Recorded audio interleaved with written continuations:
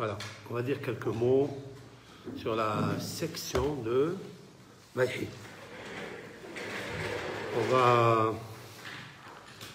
On va se concentrer, s'il vous plaît,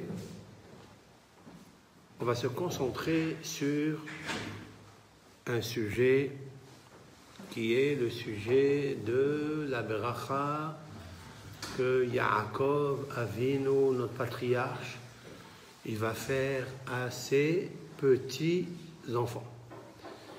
Ces petits-enfants sont nés en Égypte. Ils s'appellent Ephraim ou Menaché. Oui? Tous les vendredis soirs, un père bénit ses enfants en posant les deux mains, suivez ce petit cours, en posant ses deux mains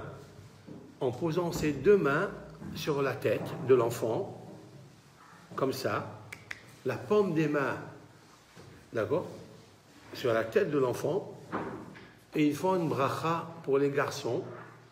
Ils disent, et Simcha Elohim, que l'Éternel, il te donne l'excellence. Elohim, c'est Midat Agevura, la puissance qui vient du ciel. Puis on appelle ça, il est le Takif, il est le puissant, Ba'alai Cholet, il est l'auteur de toutes les possibilités. Haya Hove Veiye, il est en même temps omniprésent, passé, présent, futur, et il est aussi Majgiyah Bechol Pratenu, c'est-à-dire il surveille à Kadosh Baruch Hu chaque détail de notre vie. Voilà. Et donc, Simcha Elohim que Ephraim Vechivnaché, que l'Éternel il te rende, toi mon fils, comme Ephraim et Ménaché. Et pour la fille, on dit que Sarah, que Rivka, que Rachel, que Léa, pour la fille. Maintenant, vous êtes des garçons, je vais parler aux garçons. Alors, il y a quelque chose qui est très important de savoir. Pourquoi Yaakov Avinu, il va bénir les enfants, mais il y a un mot qui est extraordinaire ici. Ce mot, il est comme ça. Je vais reprendre le texte parce qu'il est important. Voilà. Alors, vous savez que Yosef Assadik, il fait attention au premier-né, Bechor. C'est qui le Bechor? C'est Menaché. Et le deuxième, c'est Ephraim. Yosef, il veut, sa tête, sa pensée, il veut que sa main droite, moi je suis Yaakov, ok? Vous m'amenez deux enfants ici, devant moi. Il a mis Ménaché à sa gauche, à la gauche de Yosef. Il a mis Ephraim à la droite de Yosef. D'accord? Donc il a mis Ephraim ici, il a mis Ménaché ici, et les a approchés vers Yaakov. Maintenant, Yaakov, il va mettre sa main droite normalement sur la tête de Ménaché, le grand. Parce que la main droite, elle est plus importante que la main gauche. Pourquoi elle est plus importante? La première des choses, pourquoi elle est importante? Parce que c'est elle qui attache les téphilines. Lorsqu'on veut mettre les téphilines, on les met à la main gauche, à côté du cœur. C'est dans le cœur où il y a toutes les pensées, toutes les pulsions, toutes les émotions. On met les téphilines ici pour mettre le nom de Dieu sur les émotions, pour dire aux émotions, arrêtez de penser, arrêtez de réfléchir, car c'est les émotions qui trahissent l'homme. Alors, mais c'est vrai, donc on met les téphilines ici, pour calmer les émotions, les pensées, et donner à la main droite d'attacher les émotions. Vous voyez ce que je veux dire?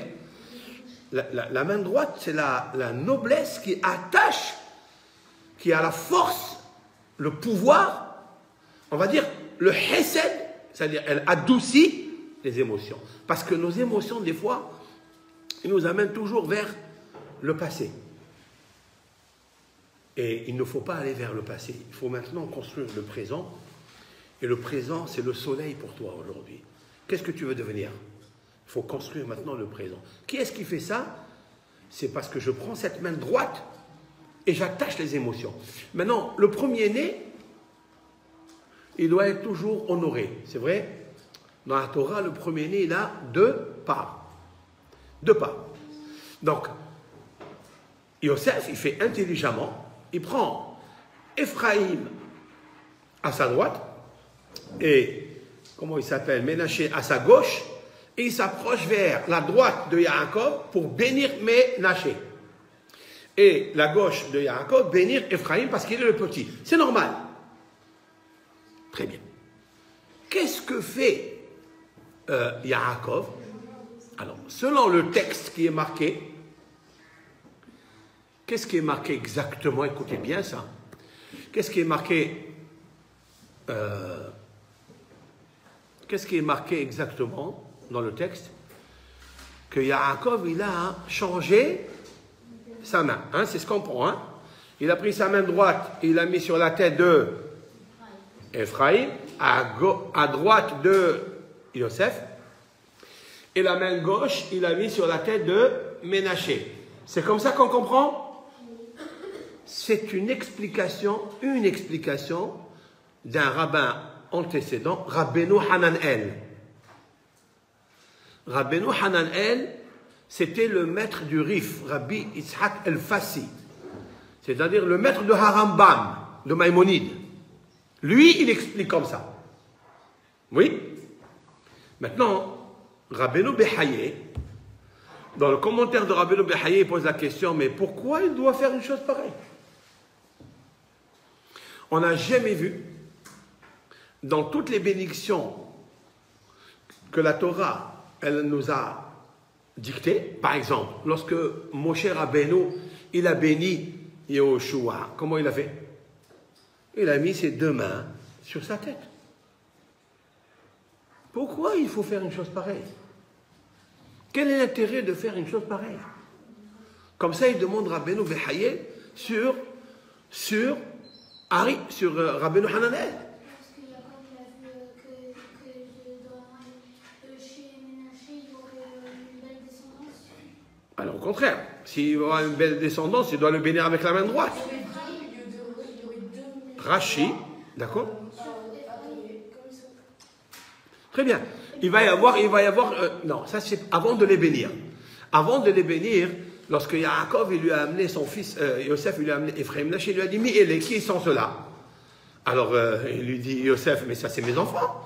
Voilà, il lui a montré l'acte de Ketouba, du mariage, avec Asnat. Il lui a marié, il lui a dit, voilà. Ah, et Yosef s'est prosterné devant lui, il lui a dit, je t'en prie, papa, ne regarde pas ce qui va venir après, regarde le présent. Alors il lui a dit, ok. Donc il l'a béni. Il l'a béni, il va le bénir. Mais pour le bénir, Yosef, il a pris donc ses 2 enfants, un à droite, un à gauche. Et Yaakov, à la Vachalom, d'après Rabbeinu Hananel, je date ici, il y a presque, on va dire, au moins 1100 années. Rabbeinu Hananel, 1100 années. Et il lui a mis la main comme ça. Pourquoi il fait ça?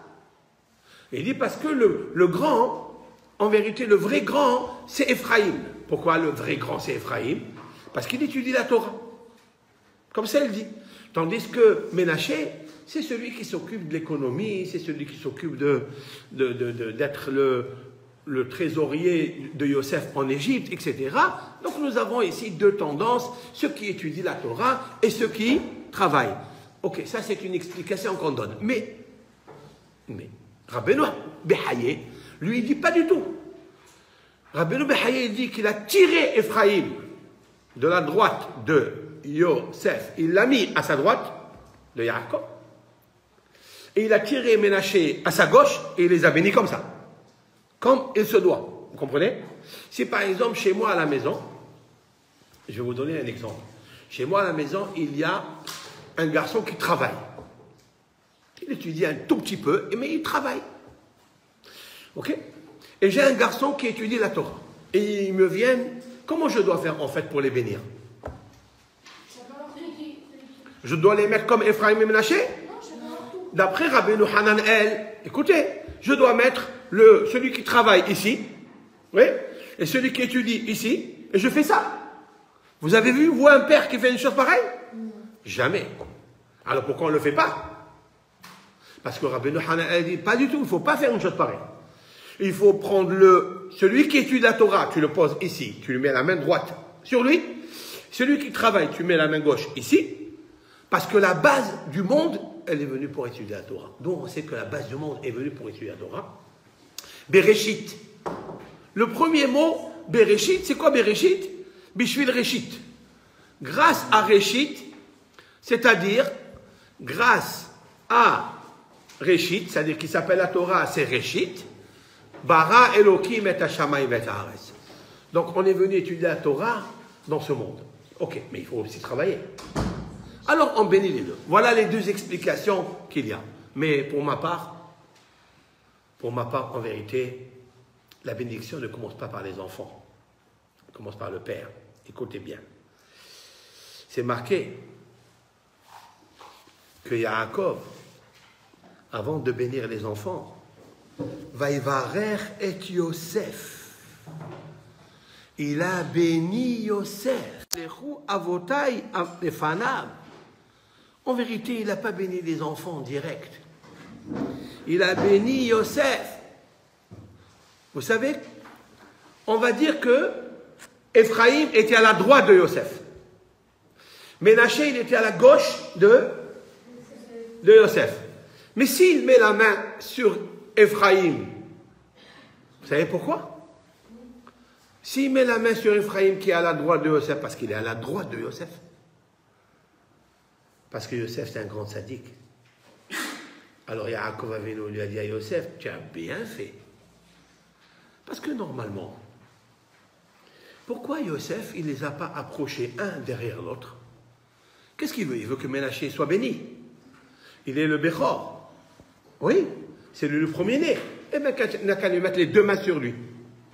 Et après, une fois qu'il a béni le premier-né, il bénit après Ephraïm. Pourquoi il n'a pas fait ça? Parce que son père, il lui a dit, prends-les les deux et amène-les-moi, je vais les bénir. Alors Yosef, il a dit, je prends les deux. Mais moi, ce qui m'intéresse, c'est la main droite. Alors la main droite, c'est qui? Où il va la mettre? Il n'a jamais pensé qu'il va faire ça. Oui? Donc il lui a amené Ménaché ici, Ephraim ici. Qu'est-ce qu'il a fait?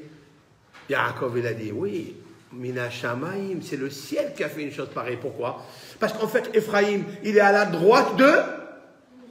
Si je prends Ephraim ici et Ménaché ici, donc qui est à ma droite? C'est Ephraim. Alors il a dit, c'est toi-même qui m'as donné la solution. Comment bénir les enfants? Toi, Yosef. Parce qu'il dit, Bécha, par toi, parce que tu as mis Ephraim à droite, c'est pour ça que j'envoie la main là-bas. La main droite. Parce que je veux en même temps la main droite à moi, mais surtout la main droite du papa. Et toi, Hachem Yitbarach l'Éternel, il t'a conduit pour mettre Ephraim à ta droite, pour que je puisse moi lui mettre la main à sa droite. Vous comprenez ce que je veux dire? Waouh! Et pourquoi il faut ça? Pourquoi il faut une chose pareille? Parce qu'en fait, les enfants, ils n'ont pas la kavana de recevoir la bracha. Lorsqu'un enfant il vient chez son père en dessous, et là je vais vous dire quelque chose de très très très beau que vous devez faire quand papa il vous bénit ce vendredi soir. Écoutez ça. Lorsque le fils il vient chez son père et il lui met la tête et il lui met la main, il faut que le fils il pense à recevoir la bracha. Il faut une ferveur, il faut une kavana pour recevoir la bracha.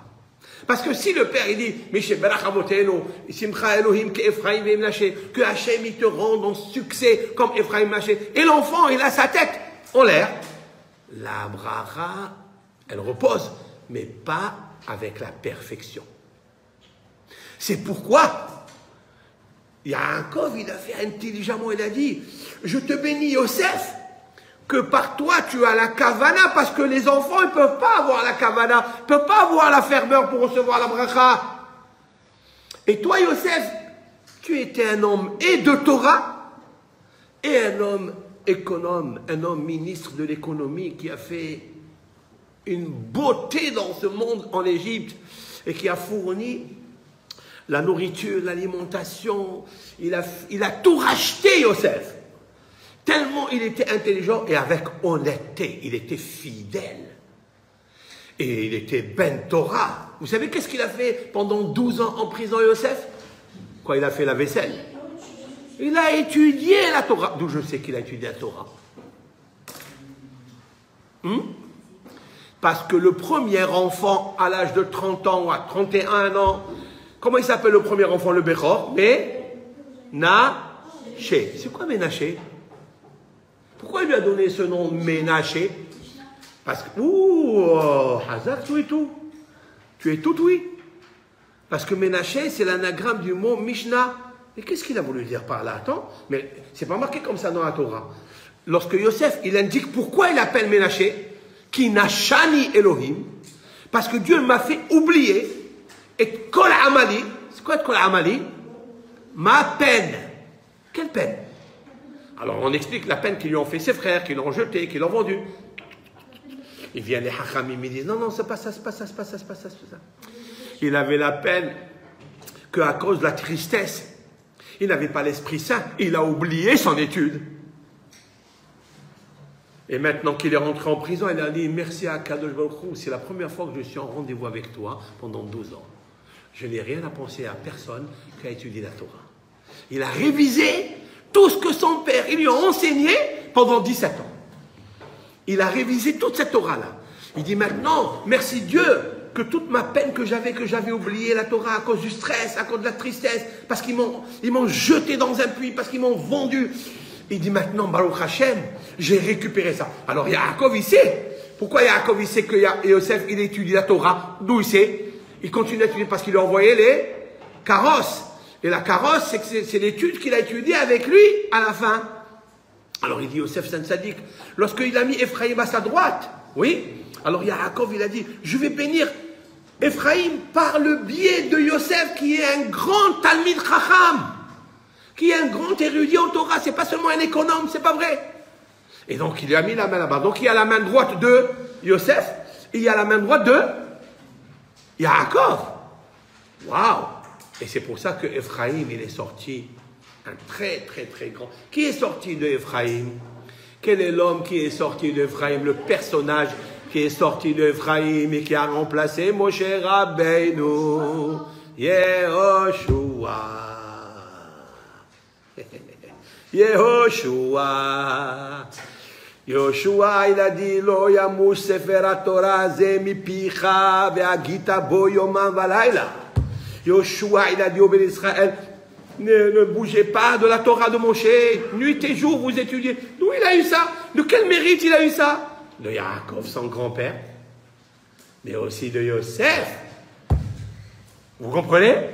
Pour ça qu'il a mis la droite. Vous savez qu'au temps de Yehoshua, il n'y a eu jamais de dispute dans le peuple d'Israël. Jamais. Et ils ont suivi la Torah plus que quand ils étaient avec Moshe. Quand ils étaient avec Moshe, c'était un peuple qui se rouspétait, qui se plaignait, qui s'apitoyait, qui pleurait, qui faisait des lamentations. Mais lorsque Yehoshua il a pris le règne, lorsque Yehoshua il a pris le pouvoir de la Torah, il n'y avait personne pendant 32 ans. Ils n'ont jamais fait mahloket. Ils étaient tous en train d'étudier la Torah convenablement. D'où c'est sorti ça? C'est sorti parce que, en fait, Yaakov Avinu, il a compris que Yosef, il a mis Ephraïm à sa droite.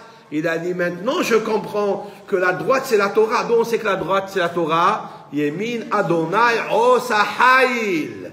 Parce que la main de Hachem, la main droite de Hachem, c'est elle qui fait tous les succès, tous les pouvoirs. Mais ce n'est pas des pouvoirs pour écraser les autres.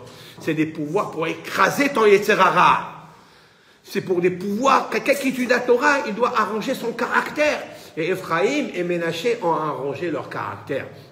Vous comprenez? Vous saisissez le pirouge que je vous donne là? Maintenant, je vais vous dire quelque chose. Mais Yaakov, il ne voyait pas. C'est marqué que Yaakov, Israël kavdou mizoken, et les yeux de Yaakov, ils étaient lourds à cause de la? Non. Zoken, c'est la vieillesse.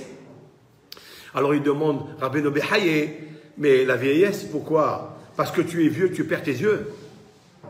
C'est pas parce que quelqu'un il est vieux qu'il a perdu ses yeux. Mon cher Rabbeinu, à 120 ans, la Torah témoigne que ses yeux brillaient. Aucun œil n'a perdu la lucidité, la vue. Comment ça se fait que Yaakov, il a perdu la vue? C'est une bonne question, pas? Hein? Noma Tirous Azé. Tu sais où est le Tirous? Hasve Shalom. Il a dit Rabbeinu, Haritba. Rabotai, Haritba. Haritba. Sur Masechet Yoma, Daf Kavhet. Le traité Yoma, page 28, il dit Hasve Shalom. Le mot Zoken, c'est Zikna, c'est Chokhma. Yaakov, il a perdu sa vue parce qu'il a tellement étudié la Torah avec ses yeux qu'il n'a jamais mis les yeux là et là pour regarder des horribles choses. Il a toujours regardé la Torah de Hachem, la lumière de Hachem, que à force, que ses yeux se sont affaiblis. Mais en fait, c'est pas affaibli. Kavdou, ils ont reçu le kavod. Kavdou, c'est pas le mot lourd. Pourquoi la Torah ne peut pas chercher un autre mot de la rousse de la Torah? Kavdou, kavod, en kavod et la Torah. Les yeux de Yaakov, ils avaient un honneur, une aura, une lumière tellement belle, mizoken, parce qu'il était zaken, yeshev, yeshiva, il étudiait la Torah. Yaakov avait non. Vous comprenez? Maintenant, le Chovot Alvavot dit, en vérité, Yaakov, il a perdu un peu sa vue. Vous savez, je vais vous donner un exemple, avant de dire ça. Rav Obadia Yosef, notre maître, Zechrono Livracha, il avait des lunettes épaisses. Lui, il a perdu sa vue, il commençait à être vieux, mais sa vue, il n'a pas perdu dans les ch'touillottes, dans les bêtises à regarder là et là. Il a perdu parce que nuit et jour, il a mis ses yeux dans les lumières des yeux de la Torah. La Torah a une âme, a des yeux. Ce sont toutes les lumières, tous les discernements, toutes les génétiques qu'il y a dans le cerveau, qui sont reliés avec le conscient, la conscience, la superconscience. Ils ne sont pas reliés avec le cerveau du corps. Ils sont reliés avec Hachem. C'est la Torah, la conscience du monde. Quand tu es relié avec elle, ben, tu donnes tellement tes yeux qu'en fait, tu n'as plus les yeux du corps, mais tu as les yeux de l'âme. Et quand quelqu'un a les yeux de l'âme, il peut voir tout, même s'il n'est pas à côté de la chose. Comme Rabbi Shimon Bar Yochai dans la grotte. Dans la grotte, pendant 13 ans, il a dévoilé des choses qui s'appellent le Zohar.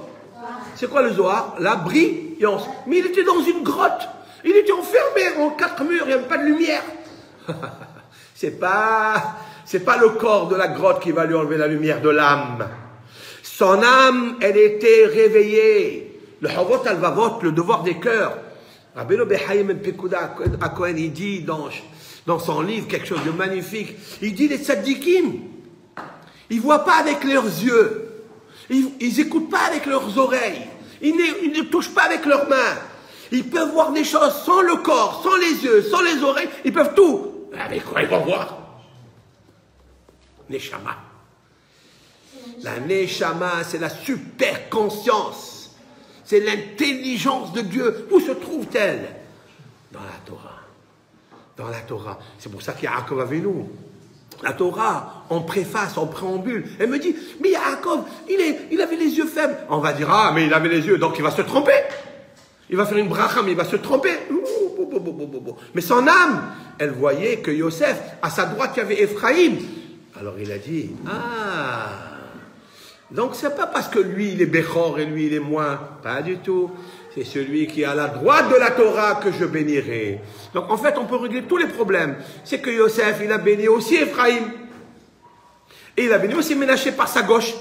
Mais on a mélangé la force de Yosef, d'abord. Becha, Becha, il lui dit, par toi, Yosef, je vais bénir les enfants. C'est ça qui est extraordinaire. Parce que Yosef, et pourquoi il lui a mis la main? Parce que la main de Yosef, elle n'a jamais touché une avera. La main de Yosef, il n'a jamais touché un péché. Lorsque la femme de Potiphar, elle a commencé à lui faire des chantages pendant 1 an, yom yom, tous les jours, qu'est-ce qu'il a fait Yosef? Il dit, Kolmaché, tout ce qu'il y a dans cette maison, ton propriétaire, c'est-à-dire ton mari, Nathan Biyadi, il a donné dans mes mains. Alors Paro, il a dit, j'enlève ma bague et je t'amène dans tes mains. C'est parce que ta main, elle est tzaddik. Ta main n'a jamais fauté. Parce que dans ta main, elle a le nom de Dieu. C'est pour ça que lorsque Dieu il voulait consoler Yaakov pour descendre en Égypte, il lui a dit, écoute, descends, n'aie pas peur de descendre en Égypte. Ve Yosef, Yashit Yado al Enecha. Et Yosef, il mettra sa main sur tes yeux. C'est pourquoi il lui dit ça? Il fallait lui dire, les Mevarchim, Forno et Ramban, il dit, non, il va mettre ta main, ça veut dire que tu n'as plus aucun problème. Chez Asani Kotsokri, il va te faire tous tes besoins. Il y a si bien ce que tes yeux ils veulent, il te fera Yosef. Mais pourquoi il lui dit dans ces termes? J'ai demandé pourquoi. La réponse de ma part. Non, Yosef qui n'a jamais touché avec ses mains la Avera, il va te faire le schéma quand tu vas mourir. Quand on fait le schéma, on prend la main droite et on la met sur les yeux. D'où c'est sorti ça? Vous savez d'où c'est sorti ça? De Yosef et de Yaakov. Parce qu'il lui a dit, quand tu vas mourir, c'est Yosef qui mettra sa main sur tes yeux. Il ne pourra pas le faire, lui, il est tellement malade. Même pas la main, il pourra le faire.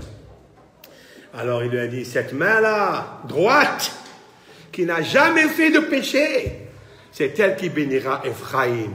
Parce que Ephraïm, pour multiplier les Torahs, pour multiplier les connaissances de la Torah avec les bons caractères, avec les bons midot, il ne faut pas fauter avec sa main.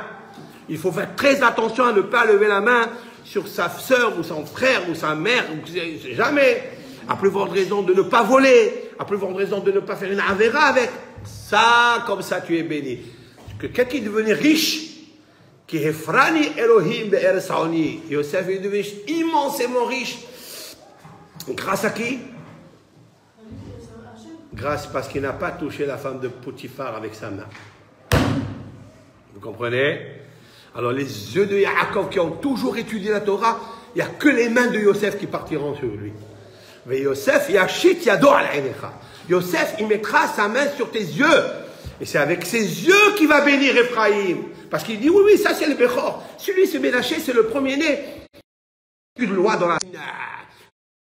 Il y a un dîne de Bechor, Pishnaïm. Mais il n'y a pas un dîne pour les brachot. Pour donner une bracha, il faut donner au Bechor. C'est pas marqué ça. Aucune fois. C'est marqué que les pas, on donnera 2. Il n'y a pas marqué. C'est pour ça que Yosef Hatzadik, il a donné la bracha, en fait, le premier à ses enfants, avant que Yaakov. D'abord, Yaakov, il a dit d'abord, je bénis Yosef.